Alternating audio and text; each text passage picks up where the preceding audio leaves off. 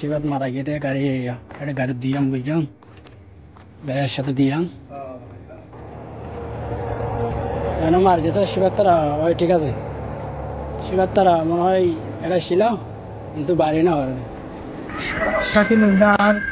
ঘনিষ্ঠ বন্ধু দেশের থেকে আমরা বেশি মিলিত এমনকি আমরা অনেক ছোট হইতে একসাথে ফুটবল খেলি ক্রিকেট খেলি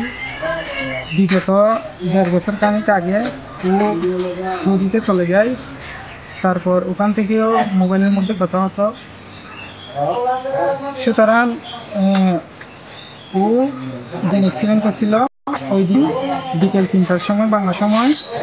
ওনার সাথে আমার 1 ঘন্টা খানিক শেষ কথা বলার সময় বলছিল যে আমি আমার সাথে কথা বলবো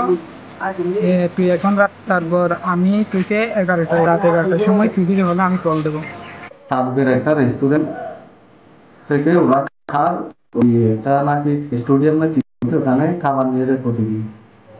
তো এই খাবার নিয়ে যাওয়ার সময় না আসার সময় এটা শিওর জানি না পিছন থেকে নাকি একটা গাড়ি ওদের হাতে ধাক্কা দিয়ে ওই পাহাড়ের মধ্যে গায়ে রেখে গাড়িটা বিস্ফোরণ হয়ে আমার ছোট ভাই আর এই 5 নম্বর ওয়ার্ডের একটা শিফাত বলে ওরা দুইজন জায়গাতে বিস্ফোরণ হয়ে মারা যায় আমার ছোট ভাইকে হারান বেদনা বলতেছি না আমার ছোট ভাইকে আমার কি রকম আছে কি অবস্থা আছে দেখতেও পাই আপনারা সবাই আমার ভাইয়ের জন্য একটু দোয়া করবেন আসলে শাকিল বিদেশ গিয়ে 2 বছর হয়তো কিছু সময় পারে এবং শাকিল এটা আনার ছোট শাকিল ভালো হওয়া বিশেষ আনার লই সম্পর্ক একটু ভালো আসছিল আর বড় ভাই একটা শ্রদ্ধা ব্যক্ত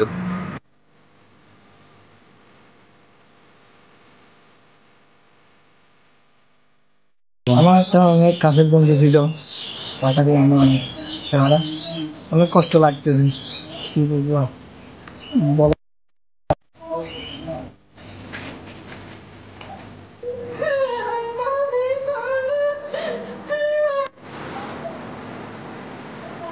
না কমার্শিয়াল হারাম হয়েছে